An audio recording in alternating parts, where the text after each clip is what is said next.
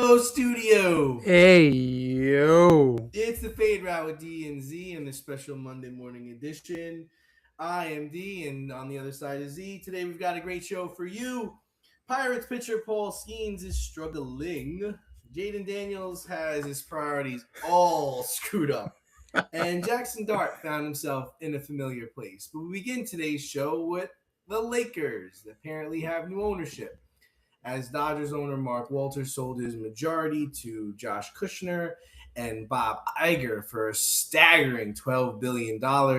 Walter is reportedly strapped for cash, and as recently as last year was investigated for alleged tax fraud by other companies under his scope doing deals together and not reporting their relationship to one another. So, should Adam Silver step in here, or is $12 billion $12 billion? Well, let's really think about this here. We'll address the two things separately. We'll address the sale, and then we'll address Adam Silver's chicken shit limp dick response, which is probably going to, with all love and respect, Adam. With all love. Friend of the and program. respect. Friend of the show, Adam Silver. But $12 billion is $12 billion.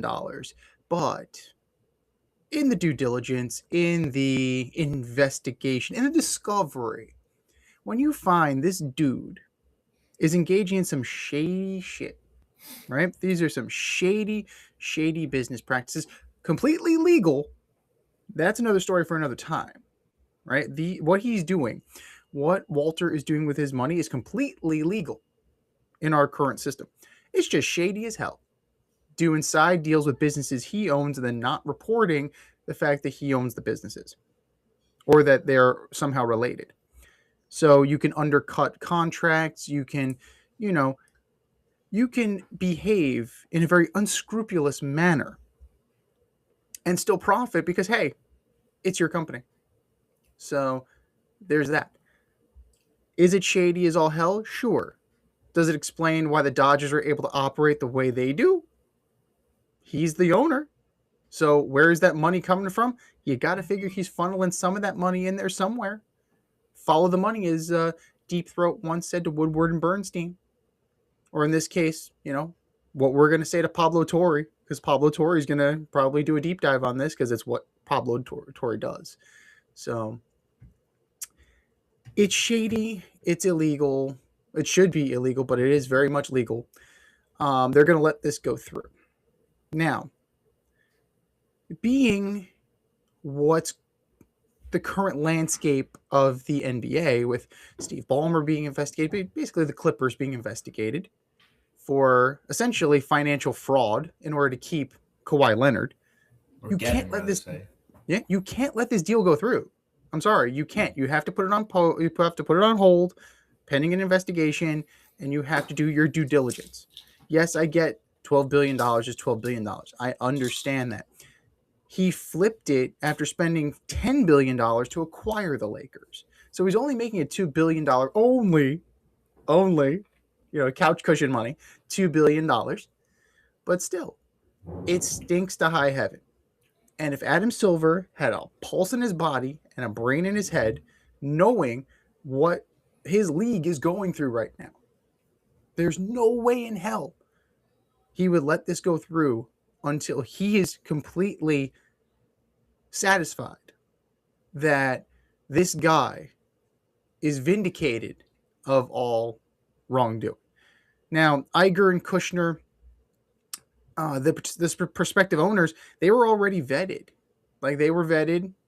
They were going to purchase a Vegas expansion team. Actually. Yeah, they were going to get a Vegas expansion franchise. Why get an expansion team when you can get the Lakers? Mm-hmm. Why get an expansion team when you can just get an already established product? It's a good deal for them. Why not? If you were going to spend that money on something you had to build from the studs up, you might as well get something that's the equivalent of a mansion, right? If this was real estate, this would be the mansion that's ready to go, turnkey, move in tomorrow. It's a high price tag. It's a high price tag, but the interesting thing, it was sold 2 years ago for $10 billion, so it already went up $2 billion in 2 years. Luka will do that for you, I guess. But they're valued It's very interesting that the Cowboys are still valued at $15 billion, I think.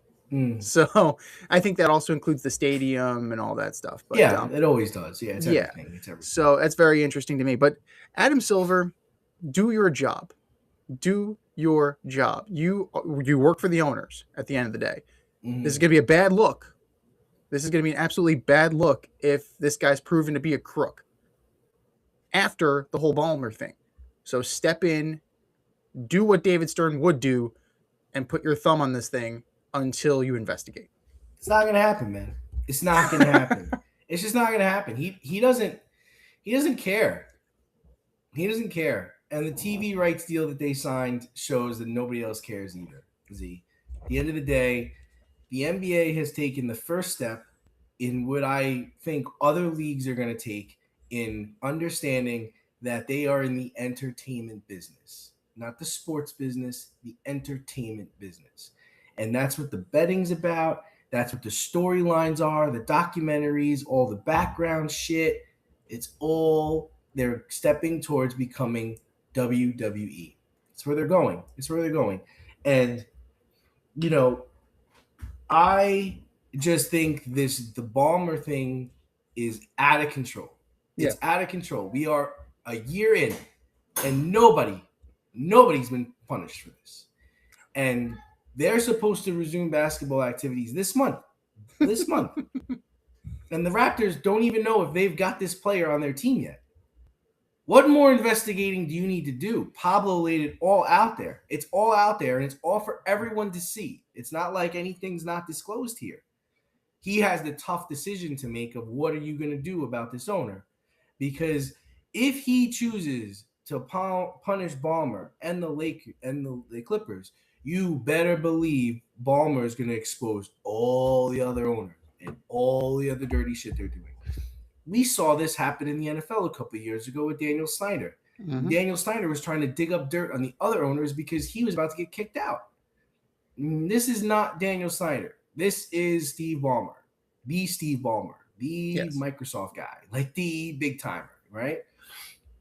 The NBA's in a bad shape. It's in a bad way. They're also going through a time where their superstars are turning over.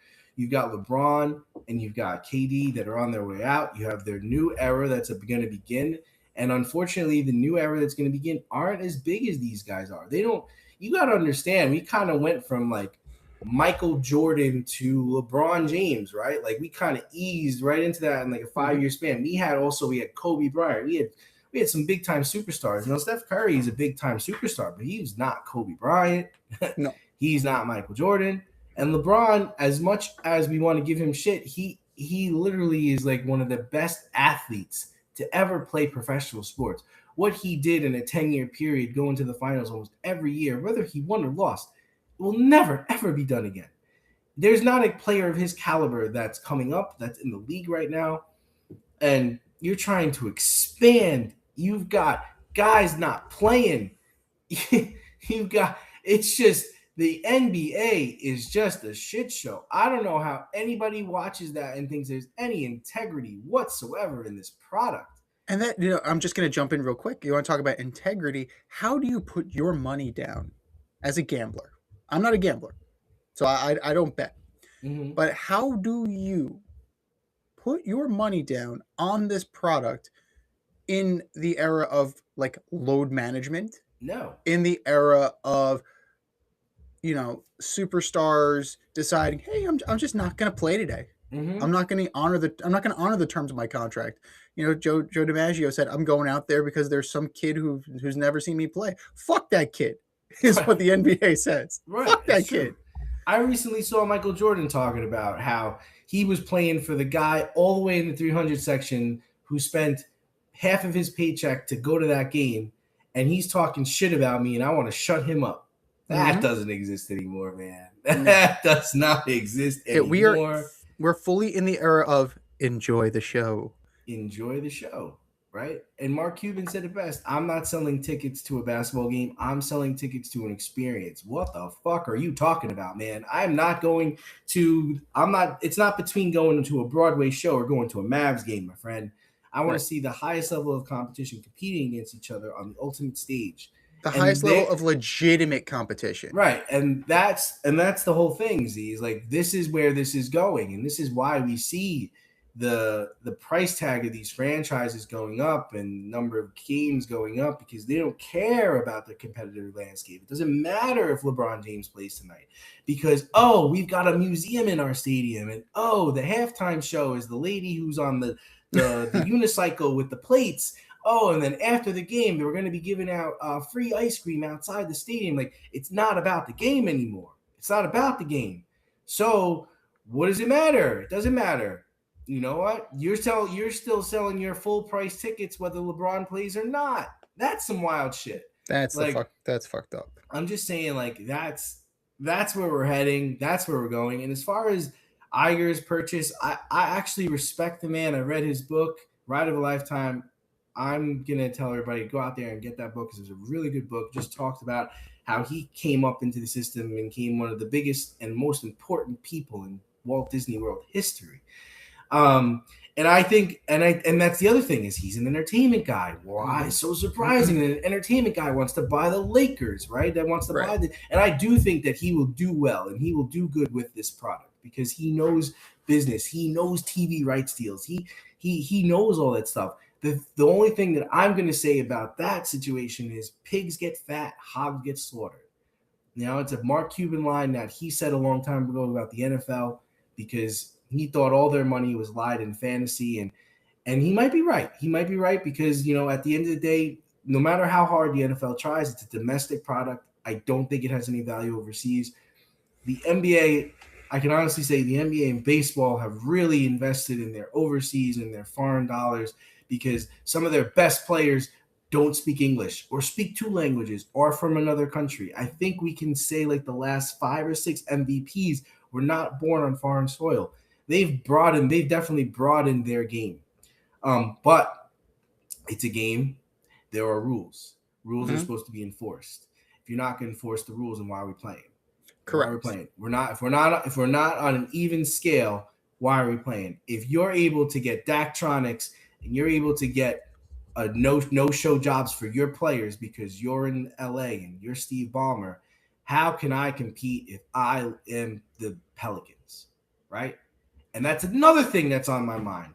The Pelicans thing seems like that they're trying to fucking nosedive that team so that they can ship their ass up to Seattle or relocate them to another place. They put Joe Dumars in place, and they don't trade Zion. Pelicans have made no moves this offseason, Z. None. They've done nothing. Your team was dog shit. And you did We're right with what we have. We good. Believe in what we're doing here. I believe in what we're doing. What are we doing? If it's not to win a championship, then what are we doing? So, what are they doing? So the NBA is a shady business. And like you said, me as a gambler and as a bettor, I'm skeptical. I wouldn't bet on the NBA. No way, no how. I made my money years ago on the NBA, and I'm good. I'm done, because I don't believe in the product. I don't really believe in the baseball product much either. But football, I can bet on it. I feel some solid confidence, because you can get hurt if you fuck around in football. Correct. Moving on to football, over to the preseason, where Jackson Dart of the New York Football Giants, their franchise quarterback, found himself in a familiar place after the first quarter against the Vikings. The Blue Tent. Tyrone Tracy failed to pick up a blitz from cornerback Jay Ward, and Dart went down in a heap. He went down hard. Jay Ward did not care that it was the preseason. You're not going to pick me up. I'm going to put this guy down. To his credit, Dart returned 2 plays later and threw a touchdown pass to Fields. After the game, Dart seemed frustrated that after every big hit, he finds himself in the Blue Tent.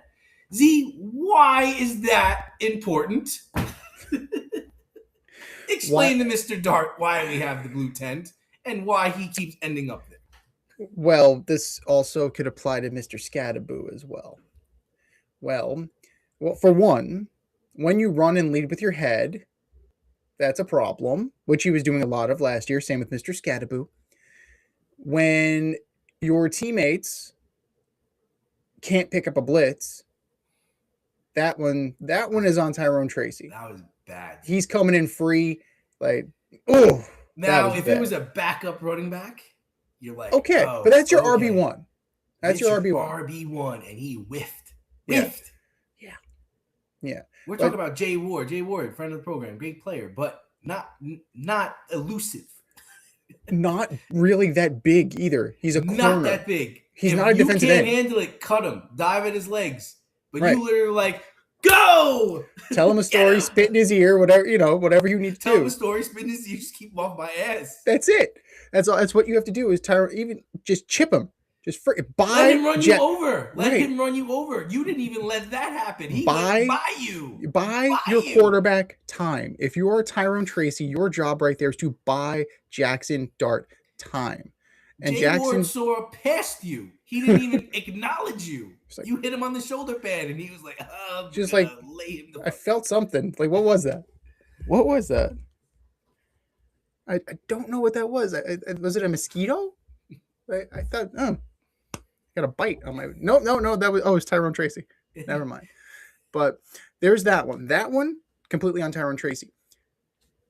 You can't hold on to the ball too long, right? If it's not there, throw it away. Quarterback 101, right? What have we learned from Tom Brady? If it's not there, throw it away. Throw it around. You're a mobile quarterback.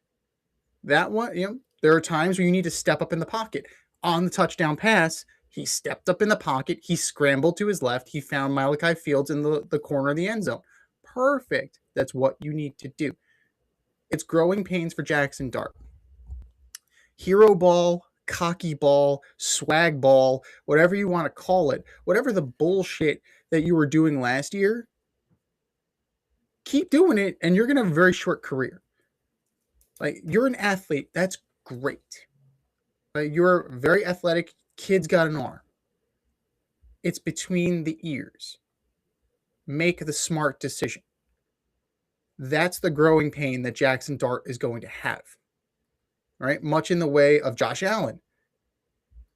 You got to flush the hero out. You got to start playing within the confines of the system. Right? You can't just play street ball. You got to go in there with a plan. And sometimes it's reckless. It appears reckless. And he gets hit. He takes hard hits. He takes hits to his head. You got to learn to protect yourself at this level. Right? They're bigger. They're stronger. They're faster. They will put you in the ground, stand over you, and say, "How's your wife and my kids?" Like, that is what you're dealing with. And Jackson Dart, to his credit, has been able to withstand some of that. But if you want a long career in the NFL, Mr. Dart, and this goes to Mr. Scadaboo as well, if you want a long career, right? If you're here for a long time, not a good time, start thinking. Start using your head, that lump that's 3 feet above your ass, as Tom Hanks once said. And it's critical. It's absolutely critical that you start thinking about what you're doing and you start playing a little bit more conservatively.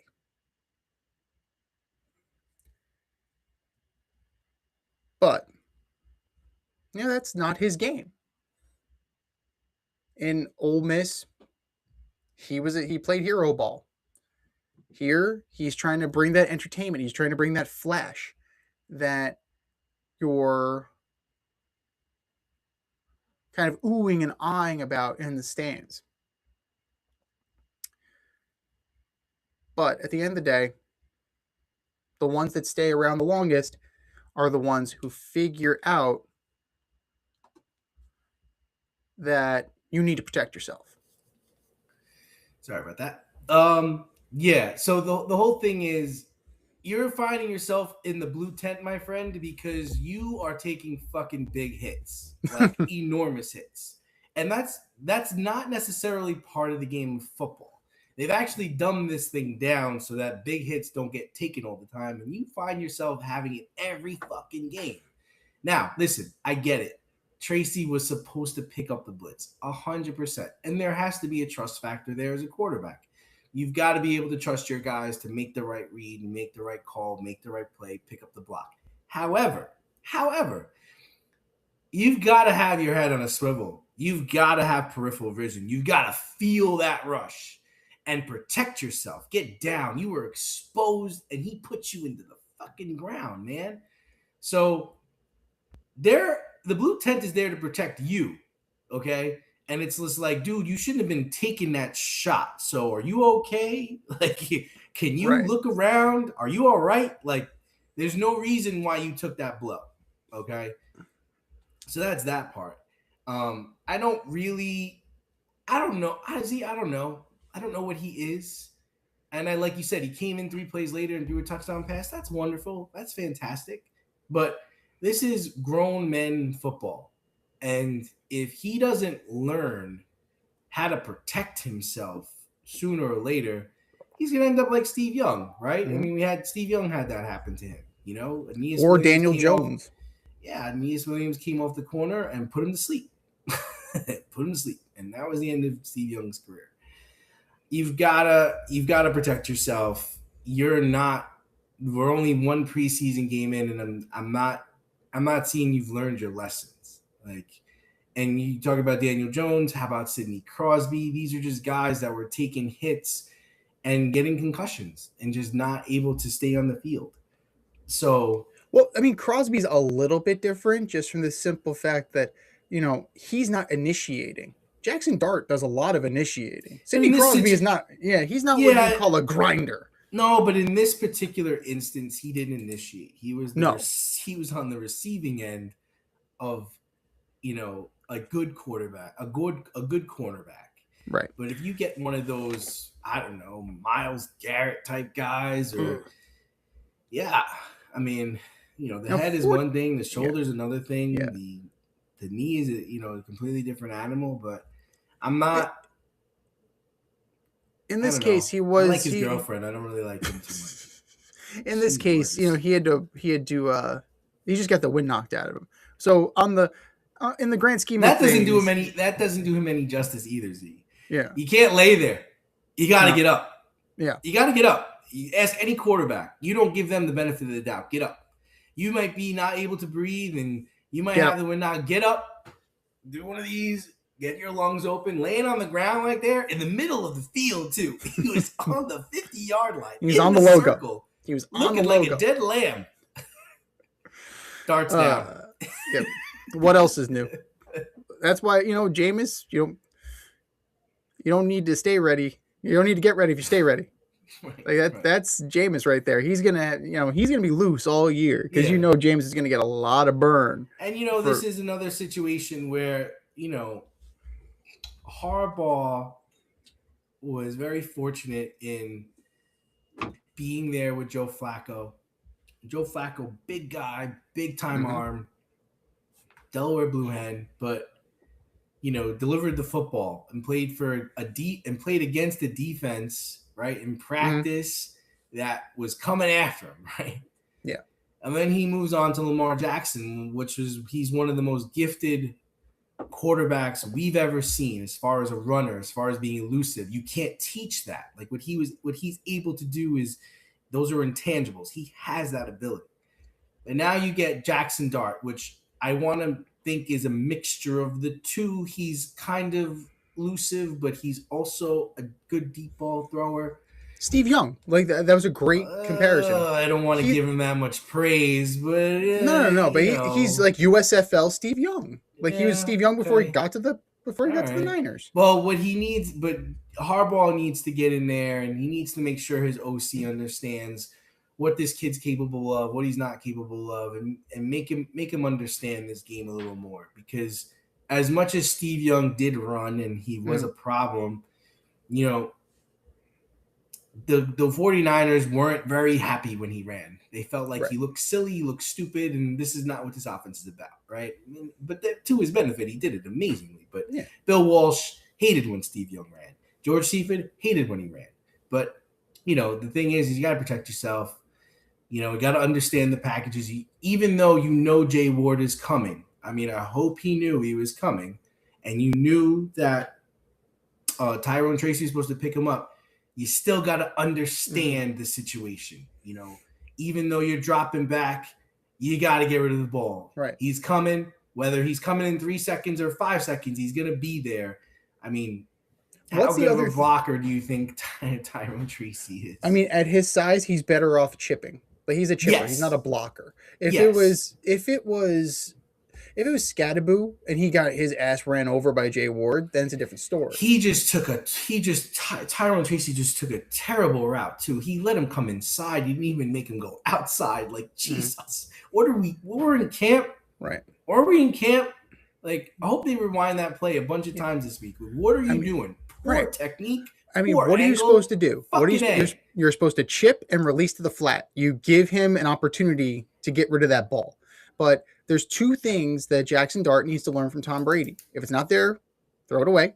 And if he's coming, just turtle. Just go down and turtle. Let him touch you. Just let him touch you. Peyton was really good at that too. Just go down. Just turtle. I'm giving up. Just turtle. It's fine. Yeah, it's fine. It's this isn't the NFC Championship game. This is not a playoff game. We don't get any brownie points in preseason.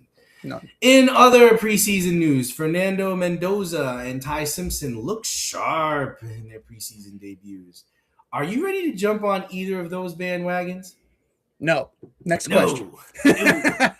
So Mendoza, 10 of 16, 97 yards, 6.1 yards per attempt. A tutty, got sacked, no picks. Okay, that's fine. You're not seeing anything. You're not seeing anything of note in the preseason. Like, same thing with Ty Simpson. That's great. That's absolutely great. Ty had great numbers. Where was the numbers? So Ty had great numbers. You're looking at 21 of 25 for 190, 2 tutties. No sacks. First preseason game. First preseason game. So in a complicated Rams offense. Yes. Against a vanilla Chiefs defense. You're not seeing anything. Sure. Right? Same thing with the Cardinals. They're not throwing anything on the at road. You. Right. On the road. Against the Chiefs. Yes. Against the Chiefs. That's impressive. But is it something where it's like cut Matthew Stafford right now? No. I don't think that's where I'm going. No, if anything, he beat out Stetson Bennett. He's beating out Stetson Bennett. Let's put it this way, Z. He played better than I thought he'd play. Yes. Would you give him that much? I would give him credit, but at the same time, I'm like... He's not Josh Rosen, right? No. And he's not Trey Lance. No. Right. Trey Lance looked awful in his preseason debut again. Because Trey Lance is an awful quarterback. I think we have to come to the realization that Trey Lance isn't that good. My man made some money, man. He did. Some money. He did. God. He made money off of potential. Not of actual, money. Of potential. Potential and $3 will get you on the bus. That's it. But, Ty Simpson, that's great. As the guy who they're grooming to be the heir apparent to Matthew Stafford, he didn't do anything to embarrass himself. He didn't do anything that would say, Jesus Christ, we need to rethink. We need to rethink this. And same thing with Mendoza. He didn't do anything to make you think that, oh my God, he's the next Jamarcus Russell. Right? That's no. He was fine. He was fine. He didn't do anything to make me think that he's the next Jamarcus Russell, but he delivered the ball accurately in the pocket with some zip on it, Correct. He didn't look too overwhelming for him. Mm-hmm. He looked calm, composed. He looked prepared. In Indiana, they ran a spread offense. He's under center for the first time in his life. Right. So that's something else. This is another thing that Jackson Dart has never even had a snap count. Right. You know that, right? In college, he didn't have a snap count. He has a clap count. He had a clap. He had a clap count. Yeah. Gruden was like, "What the hell is that?" It's my cadence. What? The hell are you talking about, man? The fuck are you a cheerleader? Why are you clapping? But the Rams, they will be better off with Simpson as their backup than Stetson Bennett, just because Simpson is younger, and I think that he will see the field, right? I mean, if Fernando Mendoza sees the field, it's because he's going to start week 1. I think that you're going to Kirk Cousins has not looked great, but we've seen the reports, we've seen the play. He's just merely okay, right? Simpson is the QB of the future. Mendoza is the QB of the present. When the present starts, is up to Clint Kubiak and indirectly to Kirk Cousins. If he's playing his way out of a job, like that's He looks sharp. that's possible. Cousins look sharp. That's good. Looks slow but sharp. Maybe that's what he just Their needed Max offensive Crosby great. to fuck him around. Maybe Their maybe offense that's is what he good. needed. Their offense is good. But let I remind you about Diet Coke football, ladies and gentlemen. The Giants went undefeated last year in Diet Coke football. Hey man, the Giants are doing pretty good until people got hurt. They were fine. They were doing good. Yeah, they're a playoff team. I bet them to make the playoffs. should have been. They should have been. They should have been. They should have been 8-9 last year. Right? They were a playoff team, Z. They lost Malik Neighbors, and they were in game in October, and they were a playoff team still. And then they lost Scadaboo, and then it all started to fall apart. Then Jackson Dart goes to concussion protocol, and then it's like, all right, what are we doing here? Wan'Dale Robinson was a monster last year. Like they were a good team. They had the opportunity, but coaching failed them as well. Yes. Right. They should have been an 8-win team. 8-9 doesn't get you in the playoffs. No. 8 and I know what you're saying. I understand what you're saying, but 8-9 doesn't get you there. But it also doesn't get you in position to draft in the top 5. So it kind of is what it is. And keeping Shane Bowen as long as they did, retaining Brian Daboll for as long as they did, not going to Jameis sooner. I mean, Russ was okay. Could they have been better with Jameis? I don't know. It remains to be seen because both Russ and Jameis had that team in position to win. Right. Jameis had him in position against the Packers, and then Russ had him in position against the Cowboys, and then the defense shit the bed and failed them. So, with a competent head coach, with a competent coordinating system, with basically an influx of Ravens. Like maybe. Oh, I love Isaiah Likely. Likely look great. Patrick Ricard is going to be great for this team. He's going to bust open holes. Yep. Like it's what he's going to do. Right? They brought in Daniel Falele, I think. That's a lot. That's a lot coming through the gap when you got Pritchard and Scadaboo. Yeah. So this team is going to be better, but they needed that infrastructure to come in because you had a guy who's incapable of doing it. But to tie it back to Mendoza and Simpson, you have Sean McVay, right? Kind of coaching this kid up. You have him learning under Matthew Stafford. We'll talk a little bit more about Matthew Stafford later, but you got some pretty competent quarterback play there, right? And on Mendoza's side, you have Kirk Cousins, who's made a shit ton of money in this league by being competent. Dare I say good? Like, he's never gone past good. Kirk Cousins has been good. And then, if he doesn't learn anything from Kirk Cousins, he's got Clint Kubiak, son of Gary Kubiak, who, just was a backup quarterback in the league forever. And then, if he really doesn't have the answers, he can go knock on Tom Brady's door. Both of these guys are going to be A-okay. The learning tree for both of these guys is well defined, and I think that they're going to be in excellent hands. Yeah, I agree with you. I think one of the things I can see with McVay doing is kind of like an Aaron Rodgers, Brett Favre situation. So you have Stafford, and you're going to bring Ty Simpson along, and he's just going to be ready. Because that's what I saw. I saw a kid that was ready, like not ready to start. But ready, could make the throws and understood the offense and understood what we're trying to do here, And the same thing with Mendoza. I felt like he was a kid that got in the pocket, didn't get overwhelmed, ran when he had to run, threw when he had to threw into really narrow windows. I mean, really narrow throws he made.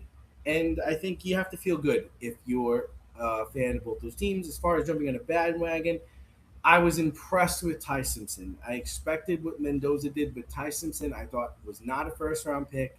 I thought he's a garbage player, and he actually played very well in a preseason game. And I know it's preseason, it's vanilla, it's Coca-Cola, it's whatever you want to call it. But to get out there on that field and not get put into the ground like Jackson Dart did, that's a home run already. So, sticking with football, kinda, the Commanders quarterback, Jaden Daniels. That's a professional quarterback in the National Football League. Correct. Going into his third year, is beefing with his alma mater, LSU, over issuing his number 5 to sophomore cornerback DJ Pickett, who wore 3 last season. In response, the 2023 Heisman winner and professional quarterback in the National Football League informed the school that he is denying them the use of his name, image, and likeness. Pickett has stated he has no intention of changing his number back. I don't even know why this guy's calling me. So how does this end for LSU, Pickett, and Daniels? And just so you guys know, this is not the 5th topic, out of respect for Jayden Daniels. So this is beyond petty. This is so petty that it's gone into stupid.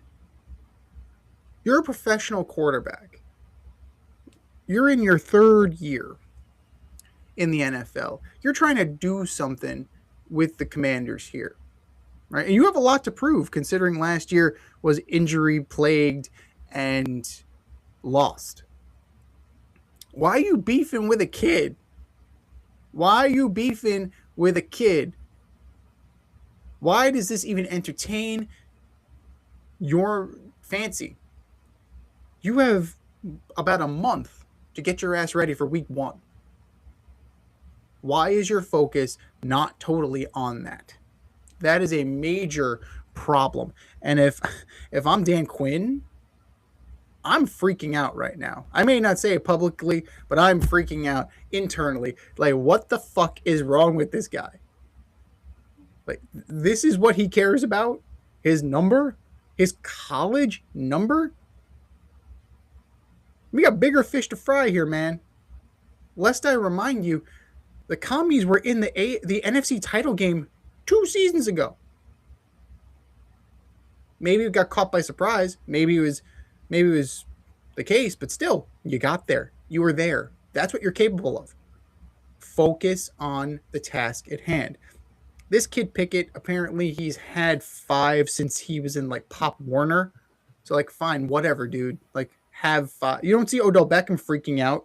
Like, Odell Beckham wore 3 in college. You don't see him freaking out over this kid having the number. Right? How does LSU make this go away? Money.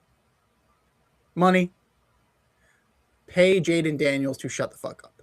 Like, that's pretty much it. Like, it's a payday. Like, that's the only thing I could see settling this. Like, what's he gonna do? You're not serious, are you?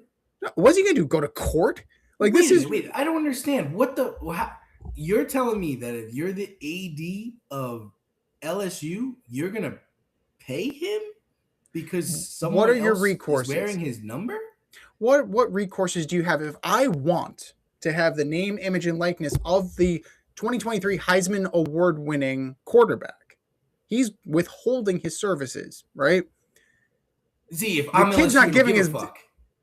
I've got Joe Burrow won a championship here. I don't really give a shit about Jayden Daniels. In fact, I might say Jayden Daniels who? I'll take all his shit down. I don't give a fuck about Jayden Daniels. You're kidding. No, right? Of course I'm not serious. You're not serious. I'm not serious. But if they really wanted, I mean, that's the only recourse, right? Like, if they wanted to entertain this, they would have to throw money at the problem. Like, I mean, this kid is not backing off the number. Time at the problem. The problem started because this kid took his number. That's how this all started. And if I'm looking at this across my desk, I'm like, what are we talking about right now? It is so ridiculous. What you have nothing better to do right now than to worry about who's wearing your college number? Huh? He's not working hard enough in commies camp. What are you talking about? Are you supposed to be learning a playbook, getting your shoulder better, getting your elbow better, getting ready to play professional football? Forget about LSU. LSU shouldn't be on your radar anymore. That's old news. That's not of an importance at all. If you're worried about what college player, what if I wanted to buy a Jayden Daniels jersey? Are you going to be upset that I'm wearing that number? What if I bought a Commanders number 5 jersey and put my name on the back? Is he gonna come and sue me? You just got fucking sued. Is he coming after me? You're sending a cease and desist to LSU? Motherfucker, you wouldn't be in this league if it wasn't for LSU. You're a top pick because of LSU. You don't see we had the Tyrone Matthew. We got Joe Burrow. We got Odell Beckham Jr. We got Justin Jefferson. Jaden Daniels. Who? What are we talking? What the fuck have you done? Jamar Chase. Who else? Oh my God, there's a plethora. Jarvis Landry. Clyde Edwards-Helaire was a good player. I know he didn't turn out to be a good NFL player, but yeah, Jarvis Landry, the list goes on. McFarland was the defensive tackle was an LSU player. What are we talking about, man? It's a drop in the bucket. Really is a drop in the bucket.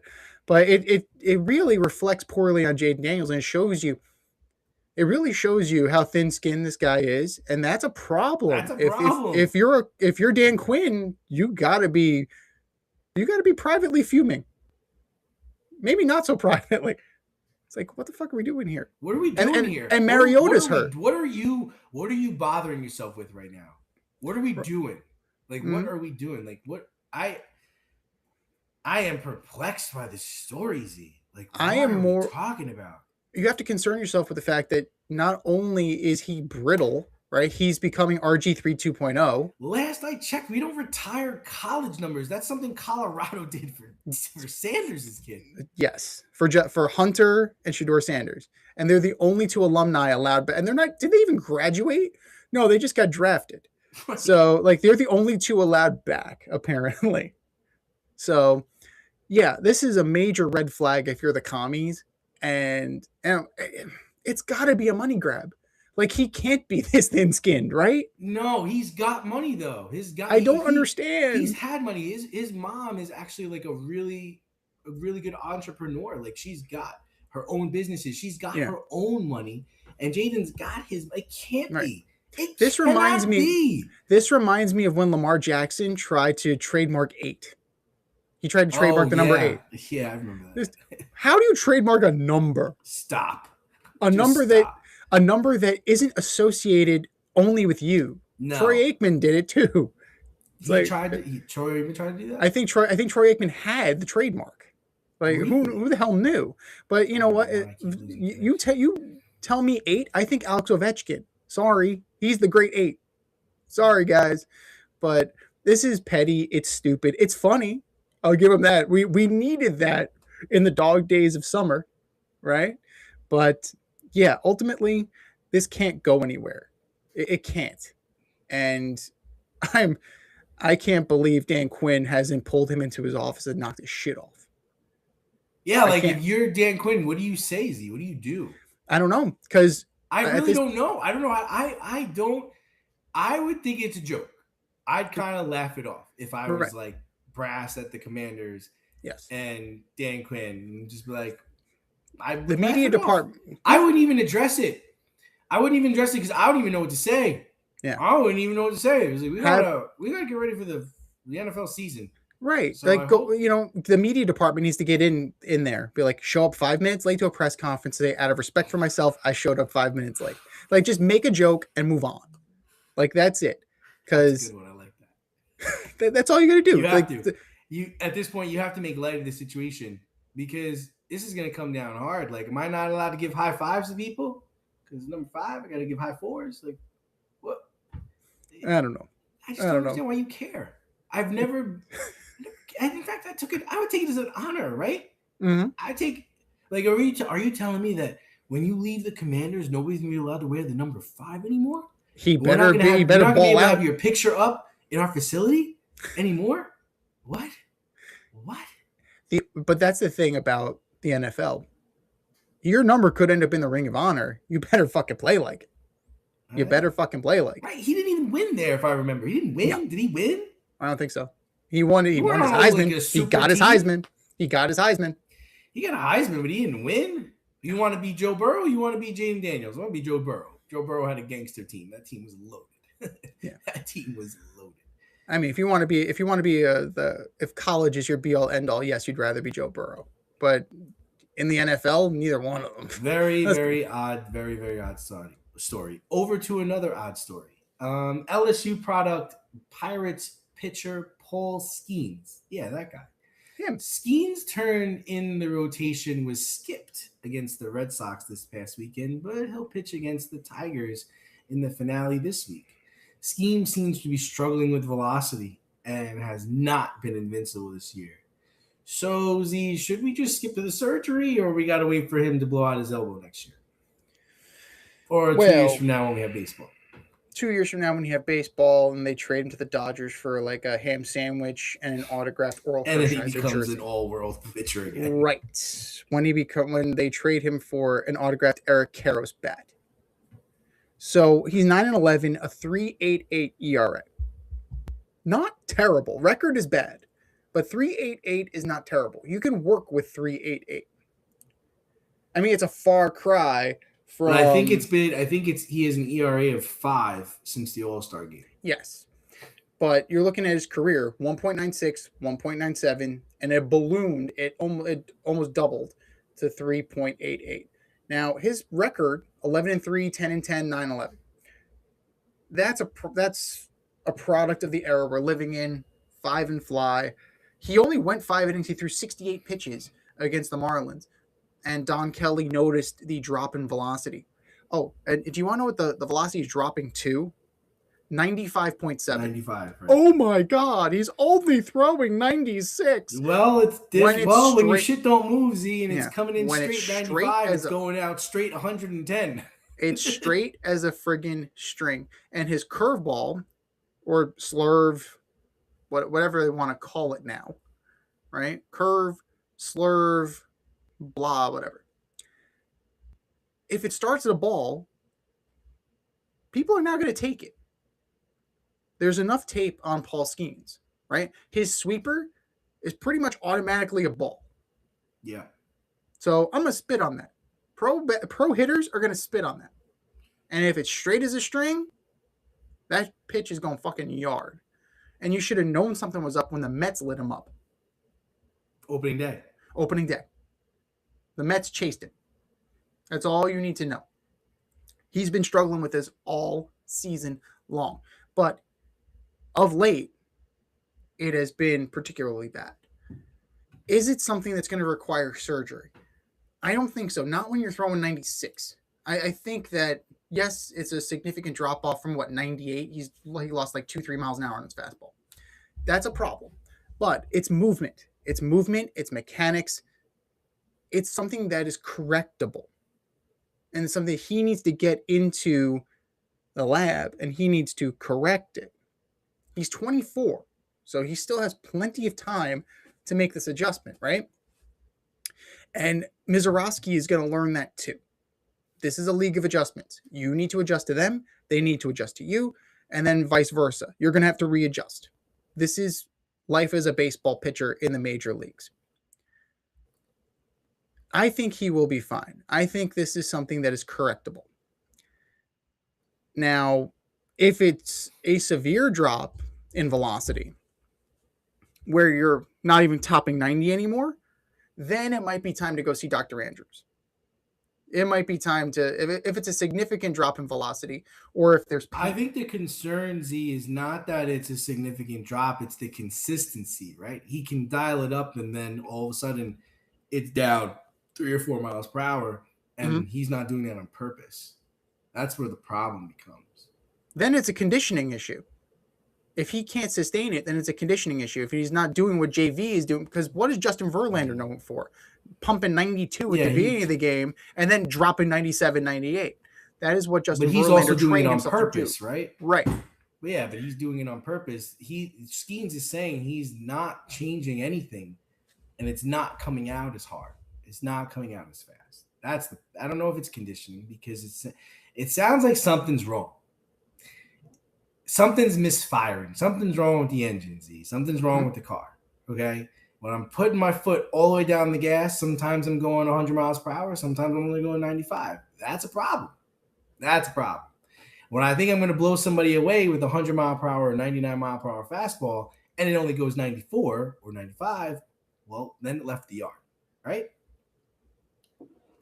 So I do think there's a serious issue going on, and I know the Pirates are still in it, but I almost think I would shut him down for a longer period of time, maybe until September, and then see what happens when he comes back. Not saying don't let him throw it all. We don't want him to get hurt, but just to see if it is fatigue.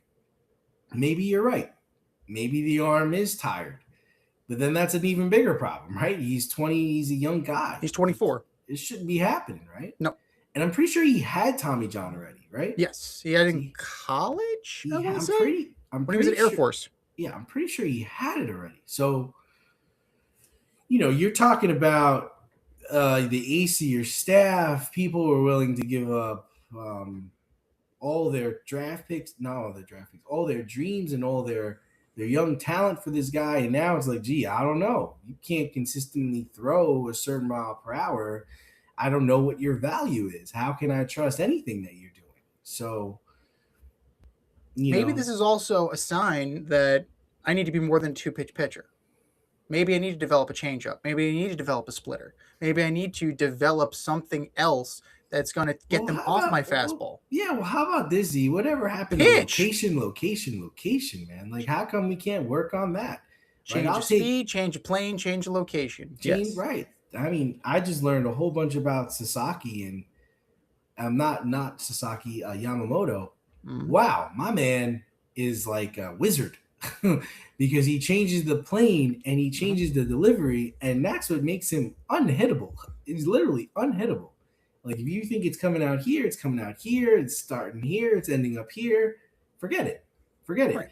He's the Japanese Louis Tiant. Right. I think he needs to rethink himself as a pitcher. And I think he's young enough where he can figure it out. Like, we don't know what they teach. I think they teach now to throw as hard as you can for as long as you can. And when you can't throw that hard, come out. There's nothing wrong with throwing a 92 mile per hour dot on the outside corner, especially now with, the assist of replay and, the pitching, to be able to challenge pitch calls. Right. I mean, and keeping the ball down. Just keep the damn ball down. You keep the ball down, you're fine. But you know how hard it is to get down there and get a 95 or 96 mile per hour up and out? Man, that's you got to have some strength and power. Keep the ball down, pitch away to guys, learn location. It doesn't have to be this 97, 98 mile per hour thing. I'd rather you be able to put it where you want it than throw it as hard as you can, but they don't teach that. They don't teach that. That's the problem. Everything is max effort for as long as you can. Now, if you wanted to model yourself, there are 3 pitchers for a guy like Paul Skeens. There are 3 pitchers I would model myself after, because I have the build and I have the physical strength to do it. Number 1 is Roger Clemens. Number 2 is Nolan Ryan. Number 3 is Tom Seaver. What do all 3 of them have in common? Their delivery was because of the strength of their legs. Right. The legs feed the wolf. Right? The drop and drive from Seaver is legendary. Nolan Ryan pitched till he was 46 years old. Roger Clemens looks like he can still go. And he would probably throw at his kid in father-son Dave Winfield said it was the hardest pitcher he faced against was Tom Seaver. Mm-hmm. Absolutely. Why? Because of his trunk. And Paul Skeens is a strong kid. You can tell he's a strong kid. Use your legs, drive with your legs. It can't all be with your arm. You're going to blow your arm out. You're going to blow your shoulder out. Like, you have to use your whole body. The same way hitting is a whole body activity, pitching is a whole body activity. And then include your brain too. Like what you were saying. Like Greg Maddux didn't have elite stuff. He had good stuff, right? He's not blow away stuff, but he knew what he had and he knew where to put the ball. Like Greg Maddux could put the ball exactly where he wanted to every single time. And what happened? He changed his speed, he changed his plane, and he changed his location. He actually pitched. If you were to develop that, right, and keep 95, that's an elite level pitcher, right? That's Roger Clemens. That's Nolan Ryan. But if you still want to be this guy who's just going to be a 2-pitch pitcher, I'm just going to go as long as I can and as hard as I can, that's not going to be a long career, right? Like, it's fine for where we are, but it's not going to give you any sustained excellence. You're just bound for another TJ. And rest in peace to Tommy John. Before we forget, Tommy John passed away at the age of 83.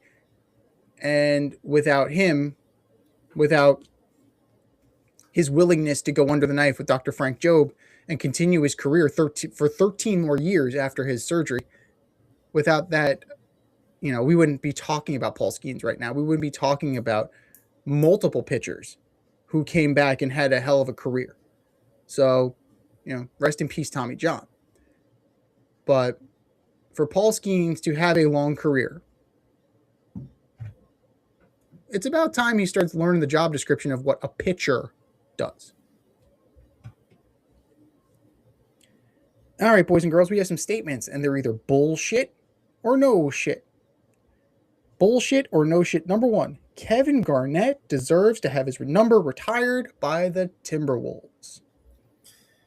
Oh, Z, you know me. I wonder who wrote this question. You know me, man. Listen, he didn't win there. He didn't win. So listen, if we're going to get into the boat of trademarking him, then if we're going to get into the boat of retiring his jersey, then you got to retire Stephon Marbury's jersey. The only jersey that's retired by the Timberwolves currently is Malik Sealy, and that was because he died in a car accident. So those are the two people we're going to hang in the rafters, Malik Sealy and Kevin Garnett, and we don't have any championships? Like, what are we doing here? What are we doing here? He went to another place and won. That's like the most that's like putting Darrell Revis in your Ring of Honor. Oh, there's a team that did that. No, I'm not on board with this. I appreciate Kevin Garnett. He was a fantastic player for our organization, but no. He doesn't deserve to get his number retired. He didn't win here, so I'd say bullshit. I'm going to go no shit on this. Again, it's the team's prerogative. If they want to do that, they're more well within their right to do it. Like you said, they're not abusing the retired numbers in Minnesota because only Malik Sealy has his number retired. I would agree Stephon Marbury would be next. He didn't play there as long as Kevin Garnett did. He played 14 years in Minnesota. Now, yes, he went back after his time in Brooklyn ended, and it didn't go as well the first go round, but he averaged 20 points a game. And he and Stephon Marbury, as a tandem, got that organization farther than anybody before or after. So there's got to be something to that. That organization hasn't won, period. So you can't count rings here because the organization doesn't have any. You can't even say like, oh, this is the greatest, we can't compare him to another guy who won multiple rings. There is nobody. There's nobody. So the Timberwolves are within their right. I would say Anthony Edwards might end up being the greatest Timberwolf of all time. Maybe one day he'll take that mantle. But as of right now, that belongs to Kevin Garnett for longevity purposes and for performance purposes. And kudos to the NBA and kudos to the Timberwolves for scheduling this when the Celtics are in town. All right? So you have his two teams where he was most successful. And, I think that's a nice touch. And we'll just leave Brooklyn out of this. Bullshit or no shit. Number 2. Kodai Senga has what it takes to be an elite closer.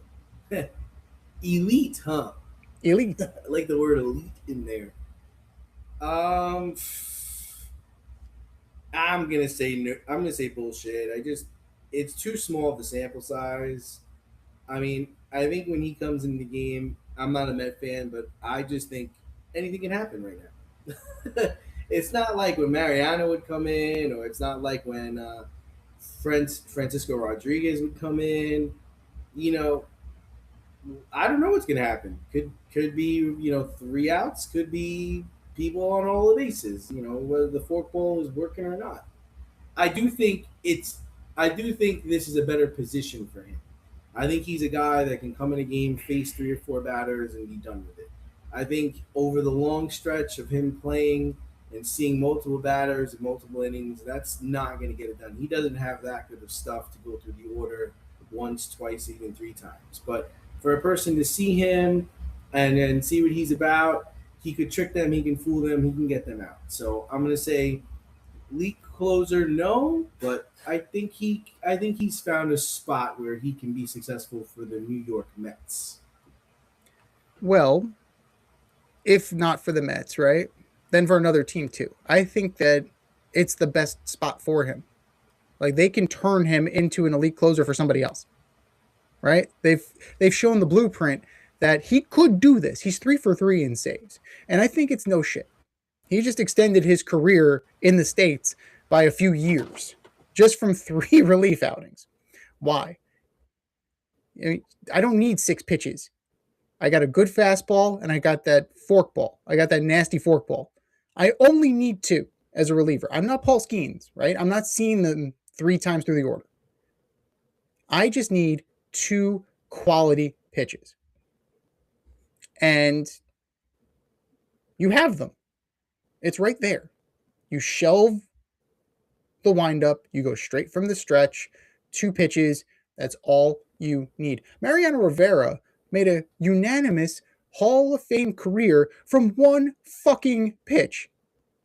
Mariano Rivera threw 1 pitch in his entire career, and it was damn effective. If Kodai Senga can streamline his mechanics and streamline his stuff into 2 pitches that are highly effective, that's elite closer material. Where Senga falls apart is between the ears. A mechanical flaw can't cost him 6 weeks. He can't build back from scratch. He can't tear it down and put it back together like he's been doing with the Mets, right? 1 minor injury, and then you don't see him again. Like he's a ghost. Like his forkball, it's a ghost. He's a ghost. You can't have that. The mental fortitude, is it there? So far, in games that don't matter because the season is over, sure, Senga looks great. Let's see when you ratchet up the intensity a little bit. Let's see what happens when you ratchet up the stakes and the expectations. But the stuff is there. The stuff is absolutely there. It's potential. And on that, it's no shit. Potential. Potential in $3, get you on the train. Bullshit or no shit, number 3. Matthew Stafford deserves to be in the conversation for all-time greats. So I bring this up because someone brought up a great. I thought it was. I mean, you thought too. I thought it was a great little stat. You shouldn't go 15 years between playoff wins and be considered an all-time great. And I think that is, if a quarterback goes 15 years without a playoff win, he's not in the conversation of all-time greats. And I think that's fair. I don't know any player who, didn't win the first 15 years they were playing a sport, and then all of a sudden they're the greatest quarterback in the league. And this goes back to the thing I said earlier. It's like, it's just a war of attrition with Matthew Stafford. He is just a product of all the players that he played with are now gone. All those great players that he played against, all those years are gone. So clearly he's the only one left on top. He's the only one left. You always say cream rises to the top. Well, in this situation, everything left. So he's the only person left. There's no Drew Brees. There's no Tom Brady. This is it. So I agree with this wholeheartedly. I don't think he can be in the conversation of all-time greats. So I am going bullshit. I agree. It's complete bullshit. I mean, All-time great what? Players? Hell no. When you take other positions into account, hell no. Fuck no. F no. Right? Because then you have other guys who didn't win at other positions who are arguably better than Matthew Stafford. Right? Barry Sanders is we'll stick with the Lions. Barry Sanders, he's up there. Calvin Johnson, he's up there. And now let's go to quarterbacks. Is he a top 10 quarterback of all time? No. I would say no. You figure Elway, Kelly, Marino, Brady, Peyton, Drew Brees, Mahomes is going to end up there. You can argue Rodgers. I'm not even getting into guys like Bradshaw. I'm not getting into Ken Stabler. I'm not getting into, Aikman, Steve Young, Montana. No, just Moon. No. Warren Moon, Randall Cunningham. I would say Randall Cunningham had a good career trajectory, no. Like this is just a no. Kurt Warner. Ooh. That's tough. They're kind of in the same boat. You think they're in the same boat? I think they're kind of in the same boat. I think it was more impressive what Kurt did. Yeah, for going from Iowa Barnstormers, yeah, I would think so. And then getting the Cardinals to the Super Bowl. Yes. So in that regard, you put Kurt Warner on that Rams team that Matthew won with. Kurt Warner wins the Super Bowl. Yeah. You put Matthew Stafford on that Cardinals team. I don't know, man. I don't know if they get there. I don't know. I didn't mention Roger Staubach. Come on, what are we talking about here? No, Matthew Stafford just doesn't stack up.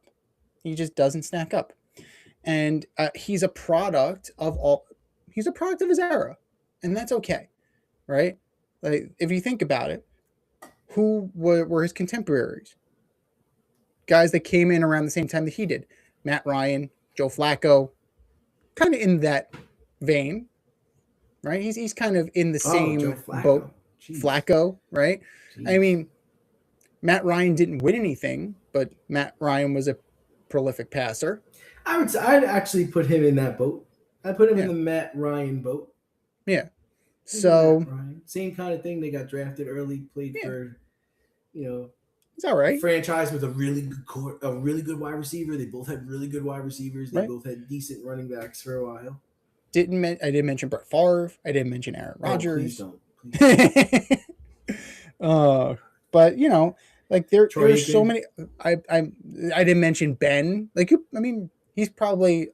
I would say Ben's probably better. If we're doing. Oh my God, he's better. Yes. Yeah. Come on. Phillip Rivers. Why does Ben get such a shit rap? Have you watched Ben? Have you gone back and watched the old games of Big Ben playing? He's a big dude. And he's running all over the field like a lunatic. And he had a cannon. My God, Ben Roethlisberger was a good player. He was good.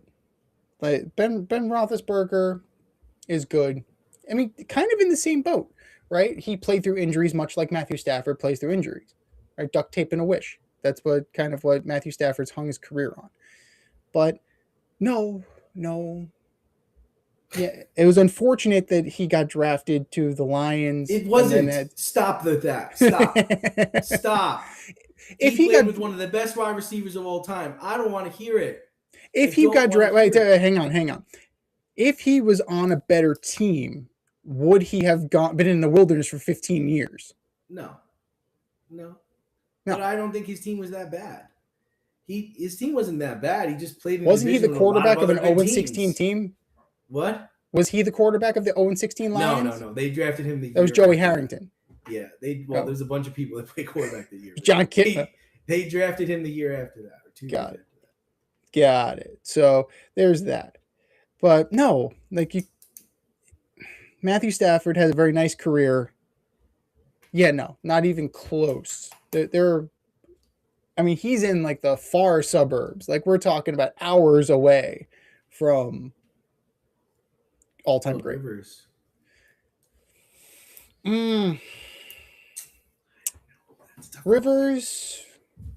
Rivers played with a lot of good players.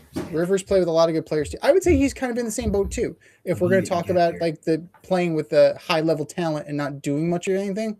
Mm-hmm. Yeah. But Phillip Rivers won some playoff games though. He did. He won playoff games. So did Matt Ryan. Matt Ryan got to a Super Bowl. He had Tony Gonzalez. He had Roddy White. Yeah, I would say that's a good group. Like that's a good group. So Stafford, Rivers, Ryan, Flacco. I think that's a good player comp, a good group for him to be in, but nowhere near the all-time greats at anything. All right, boys and girls, you know what time it is. It's time for the Alleged Superstar of the Week. You know how it goes. We put up a poll on our Instagram account at Fade Route Podcast and vote. And you vote, and you vote, and you vote. And the winner of said vote gets a shot in this year's show and takes home the coveted ass trophy. And do you know who took home the coveted ass trophy last week, D? They don't. The Buffalo Bills. The Buffalo Bills. Building a stadium.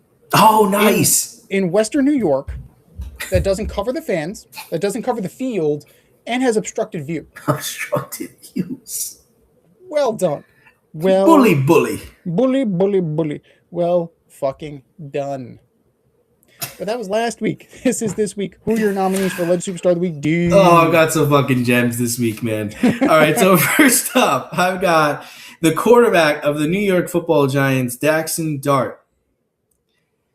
Oh, only a couple of snaps into the preseason, and you find yourself in the blue tent. And after the game, you want to know why. Why every time I take a big hit, I'm in the blue tent? Well, dipshit, those hits can result in CTE. We're trying to save your life.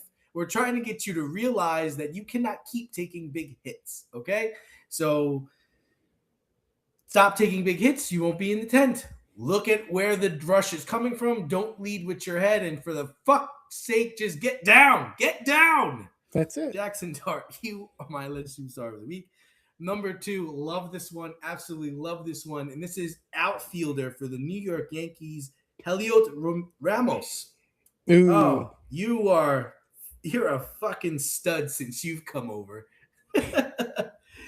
Oh, my God. You have 0 home runs. You're batting 71. That's your batting average since becoming a member of the New York Yankees. Jesus 71. Christ. You are 2 for 33. And your slugging percentage is 143 with an OPS of 355. Thanks for coming. Heliot Ramos, you are my Alleged Superstar of the Week. And number 3, Freddie, this is a two banger, okay? See, this is a 2-banger. All right, let's go. So, Freddie Freeman and Shohei Ohtani. The Brewers come to town, and they've got Mizorowski on the mound, and the Brewers are up 4-1. But it's okay, Z, because we've just turned the batting over. The bases are loaded, and Shohei Ohtani's up. Whiff, strikes out. Oh, it's no problem. Freddie Freeman's up next. Whiff, strikeout. Mizorowski struck out Ohtani and Freeman with the bases loaded to preserve a 4-1 win. That's not how it's supposed to play out, Dodgers. That's not how it's supposed to play out, Freddie Freeman and Shohei Ohtani. He got both of you. He can't get both of you. Maybe one of you, but not both of you. And neither of you could put the ball in play. The bases were loaded, assholes. Shohei Ohtani, Freddie Freeman, you both are my Alleged Superstars of the Week. What do you got, Z? Can't argue with that, but at the same time, it's August. Those balls go yard in October. We know this. They go back to back in October. We've seen it now. We've seen it. I seen it. We know this. What's up? They're just playing with their food. They're playing with their. I'm on my show. I'll come up in a bit. So. No, not right now. Go upstairs. We know this. They're playing with their food. Yeah, absolutely playing with their food. I am going to start with the NBA, allowing this Lakers sale, knowing that owner of the Lakers, Mark Walter, may be into some shady shit. Knowing that this guy was under investigation for tax fraud. Right? And in 2 years' time, he went from a proud owner, to getting out. That doesn't sound suspicious to you? Most times, an NBA franchise is a long-term investment. Not for Mr. Walter. Now, I understand $12 billion is $12 billion, but when you're strapped for cash the way he is, it's suspicious. But fuck it, whatever. We're gonna let it go through. Yeah, what's worse gonna happen? We already got Steve Ballmer. Like, it's all good, man. It's all good. It's not all good. It's not all good. It's the farthest thing from good. NBA, you are my alleged superstar of the week. Number 2, Jaden Daniels, beefing with a sophomore cornerback and your alma mater because you don't want them giving away your number. How many people wore 5 before you got there, dude? How many people wore 5 before you got there? I don't know. In the greatest number, we did this. We ordered up the greatest number 5s of all time. Jaden Daniels was on the list. Pretty sure it's Joe DiMaggio. Pretty sure. When people think of number 5, they think of Jolton Joe DiMaggio, not Jaden Daniels. Maybe one day, but not today. So shut the fuck up and focus on the season. Your backup is hurt, so you're going to have to play. Marcus Mariota is hurt. Shocker. The sun came up this morning, and Marcus Mariota is hurt. So you have to make sure that you are ready for week fucking 1. And you got to beat the rap that you're Robert Griffin III 2.0. You have to beat the rap that you're injury prone. Because guess what? 2 years in the league, 2 catastrophic injuries. Oops. Focus on that instead of what's going on in Baton Rouge. Jaden Daniels, you are my alleged superstar of the week. And number 3, Tyrese Halliburton. The Pacers star was miffed and shocked to learn that his first game back was not nationally televised. Huh? Who cares? No offense to Mr. Halliburton, but who cares? This is not Kobe Bryant's return. This is not LeBron James's return. This is not Steph Curry's return. This is not even Jalen Brunson's return. Right? This is Tyrese Halliburton. Yes, you're a star player. But you're not on that level, dude. You're not on that level where we're waiting for you to come back with bated breath. We're not waiting for you. I'm glad that you're back. It's great that you're back. But I think you're kind of overvaluing how much of a star you actually are. Tyrese Halliburton, you are my alleged superstar of the week. I think we said our piece. Go to our Instagram poll at Fade Route Podcast and vote. And vote, and vote, and vote. And for our nominees.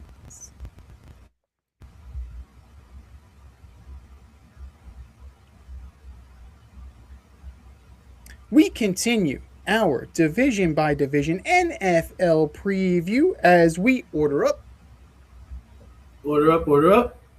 We are continuing with the NFC North.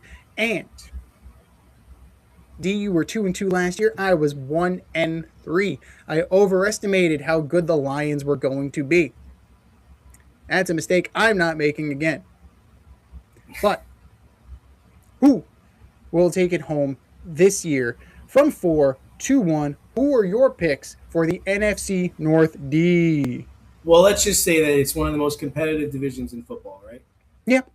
I mean, even though the Lions came in last year, they were competitive all the way to the end. I want to say they finished like 9-8 or something like that. Unfortunately, I'm starting this. I'm starting with them. I have them in the basement this year, and I just think the defense fails them. I do think Gibbs goes off this year. I think he has a great year.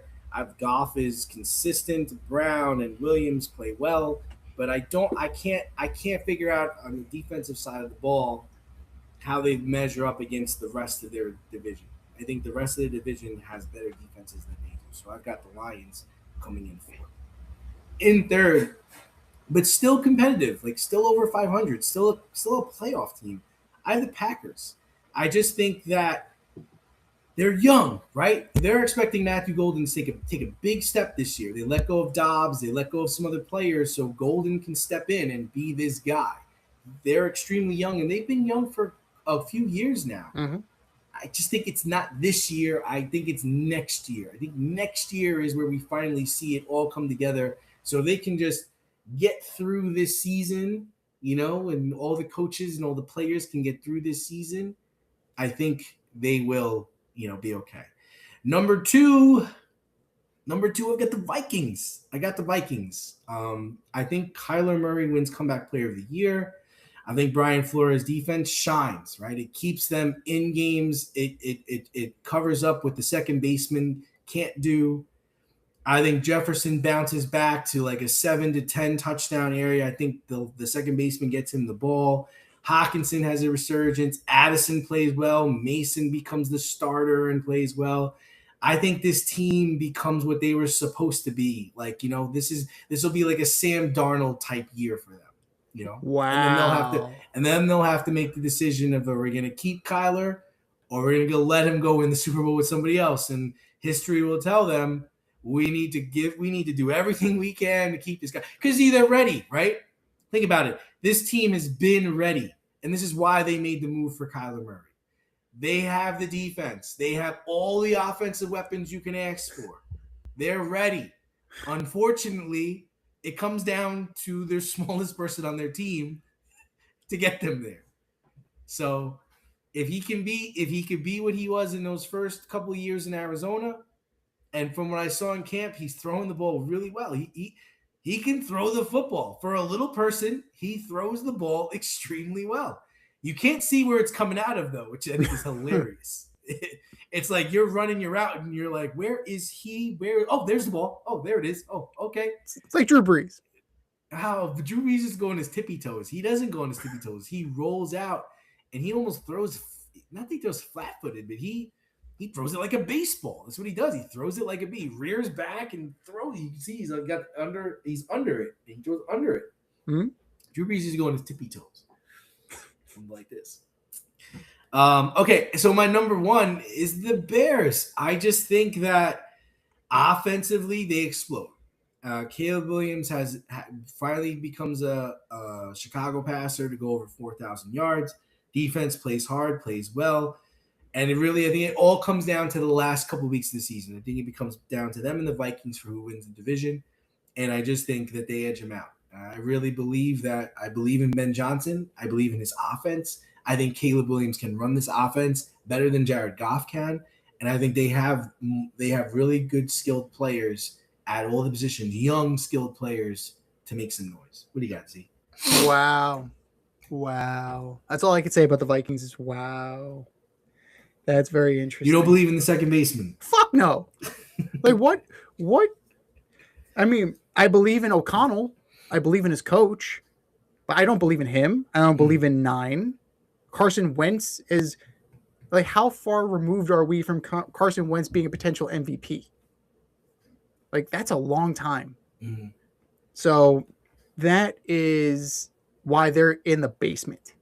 Oh, this team is ready. Whoa. This team is ready, except for the fact that they don't have a quarterback. Whoa! You have a second baseman, you have a washout in JJ McCarthy, and you have Carson Wentz, who's 9. It's 9. 9. Good thing Jaden Daniels was in 9.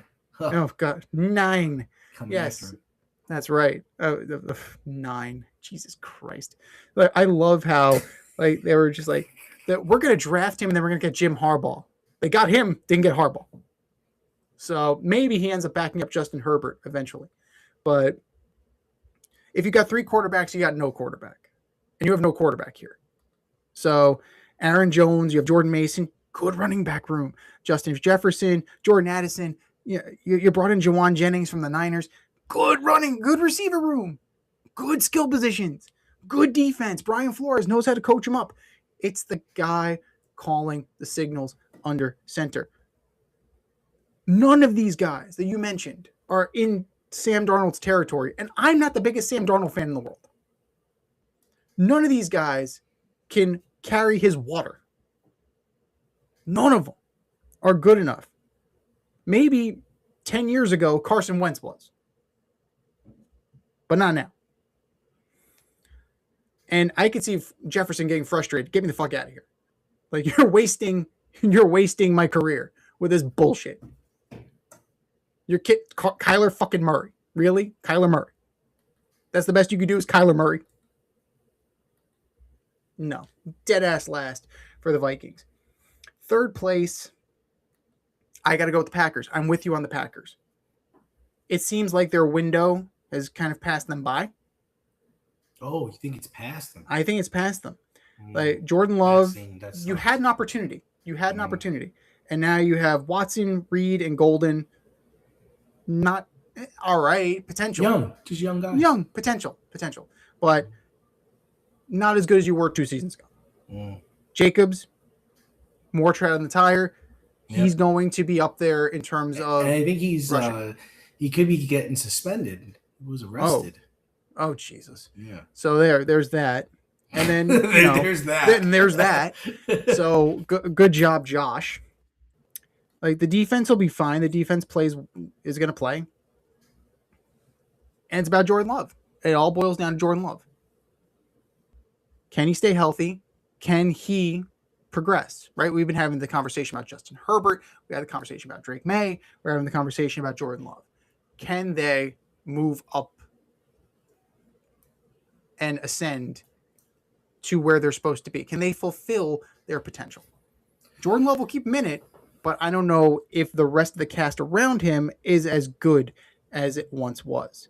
Like maybe they'll incorporate Sky Moore. Maybe they'll kind of add in some gadgets and kind of make him relevant again. But I think they need a little bit more help. Second place, I think that the Lions are going to have a bounce back year. Right? Jahmyr Gibbs, you lost Montgomery, you brought in Isaiah Pacheco. Pacheco's a good running back. He's hurt, but you know what? A healthy Isaiah Pacheco, that's a good running back group. The wideouts still really good. Between St. Brown, Jamo Williams, Tesla came along last year. You have Greg Dortch as your 4. Dortch is pretty good. You have Laporta at tight end. You're a year removed from Ben Johnson. You're a year removed from losing Aaron Glenn. You can have more of an identity of what you want to do. You have a better idea of what's going on. Last year, you lost so much in the brain trust that, you can understand why they didn't fulfill their potential. But a year removed, a year more experience, and I think they will be better. But again, it all boils down to quarterback.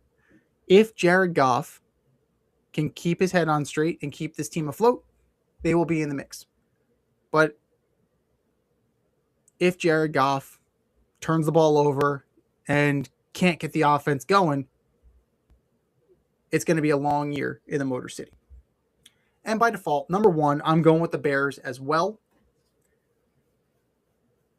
Caleb Williams turned me into a believer.